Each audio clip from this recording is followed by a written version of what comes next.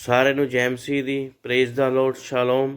ਮੇਰਾ ਨਾਮ ਸੁਰਿੰਦਰ ਕੁਮਾਰ, ਮੈਂ ਪਿੰਡ ਮੋਰੋ ਤਹਿਸੀਲ ਫਲੌਰ ਜ਼ਿਲ੍ਹਾ ਜਲੰਧਰ ਦਾ ਰਹਿਣ ਵਾਲਾ ਹਾਂ।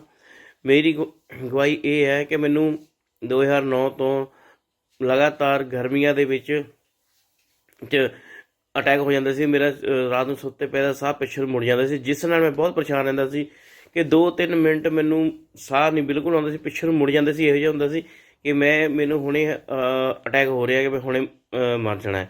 ਪਰ ਇਸ ਵਾਰ ਬਹੁਤ ਪਰੇਸ਼ਾਨ ਰਹਿੰਦੇ ਸੀ, ਪਰ ਇਸ ਦੀ ਮੈਂ ਕਦੇ ਵੀ ਕੋਈ ਦਵਾਈ ਨਹੀਂ ਲਈ ਸੀ। ਅਤੇ 2-3 ਮਿੰਟ ਬਾਅਦ ਜਦੋਂ ਮੈਂ ਪਾਣੀ ਪੀਂਦਾ ਸੀ, ਪਾਣੀ ਪੀਣ ਦੇ ਨਾਲ ਸਾਹ ਮੇਰਾ ਬਿਲਕੁਲ ਸੈੱਟ ਹੋ ਜਾਂਦਾ ਸੀ। ਅਤੇ ਜਦੋਂ ਵੀ ਮੈਂ ਕਿਤੇ ਪਹਾੜੀ ਜਗ੍ਹਾ ਜਾਂਦਾ ਸੀ, ਮੈਨੂੰ ਘਬਰਾਹਟ ਹੋਣ ਲੱਗ ਪੈਂਦੀ ਚੀਜ਼ਾਂ ਨੂੰ ਦੇਖ ਕੇ ਕਿ ਮੈਂ ਇੰਨੀ ਉੱਚੀ ਜਗ੍ਹਾ 'ਤੇ ਆ ਗਿਆ, ਤਾਂ ਮੈਨੂੰ ਬਹੁਤ ਘਬਰਾਹਟ ਹੁੰਦੀ ਸੀ। ਅਤੇ ਮੈਨੂੰ ਨਾ ਇੱਕ ਸਿਸਟਰ ਨੇ ਪਾਸਟਰ ਸਲੀਮ ਯੂਕੇ ਵਾਲੇ ਨੰਬਰ ਦਿੱਤਾ, ਅਤੇ ਮੈਂ ਉਹਨਾਂ ਦੀ ਨਾ ਮੀਟਿੰਗ ਨੂੰ ਅਟੈਂਡ ਕੀਤਾ। ਦੋ ਮੀਟਿੰਗਾਂ ਅਟੈਂਡ ਕੀਤੀਆਂ, ਤਾਂ ਦੂਸਰੀ ਮੀਟਿੰਗ ਦੇ ਵਿੱਚ ਉਹਨਾਂ ਨੇ ਪ੍ਰੋਫੈਸੀ ਕੀਤੀ ਕਿ ਜਿਨ੍ਹਾਂ ਨੂੰ ਘਬਰਾਹਟ ਹੁੰਦੀ ਆ ਉਹ ਵੀਡੀਓ ਔਨ ਕਰਨ। ਅਤੇ ਜਦੋਂ ਉਹਨਾਂ ਨੇ ਗੱਲ ਕੀਤੀ ਤਾਂ ਮੈਂ ਕੈਮਰਾ ਔਨ ਕੀਤਾ ਗੂਗਲ ਮੀਟ 'ਤੇ।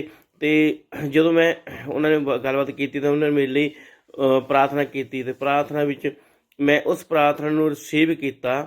ਅਤੇ ਜੋ ਉਹਨਾਂ ਨੇ ਪਰਮੇਸ਼ਵਰ ਦਾਸ ਨੇ ਸਾਮਰਥੀ ਬਚਨ ਆਪਣੇ ਮੂੰਹ ਕੱਢੇ, ਮੈਂ ਉਹਨਾਂ ਬਚਨਾਂ ਨੂੰ ਰਿਸੀਵ ਕੀਤਾ।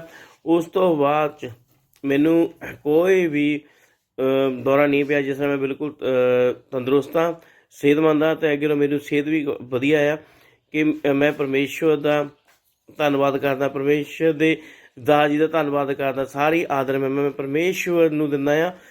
ਪ੍ਰਭੂ ਯਿਸੂ ਮਸੀਹ ਧੰਨਵਾਦ ਕਰਦਾ। ਮੈਂ ਪਾਸਟਰ ਸਲੀਮ ਜੀ ਦਾ ਵੀ ਧੰਨਵਾਦ ਕਰਦਾ ਜੋ ਸਾਡੇ ਲਈ ਦੁਆਵਾਂ ਕਰਦੇ ਨੇ। ਪਰਮੇਸ਼ਵਰ ਉਹਨਾਂ ਨੂੰ ਆਪਣੇ ਦੁੱਗਣੇ ਮੱਸੇ ਨਾਲ ਭਰੇ। ਧੰਨਵਾਦ ਕਰਦਾ। ਸਾਰੀ ਮੈਂ ਪਰਮੇਸ਼ਵਰ ਜੀ ਦਿੰਦਾ। ਸਾਰਿਆਂ ਨੂੰ ਜੈ ਮਸੀਹ ਦੀ।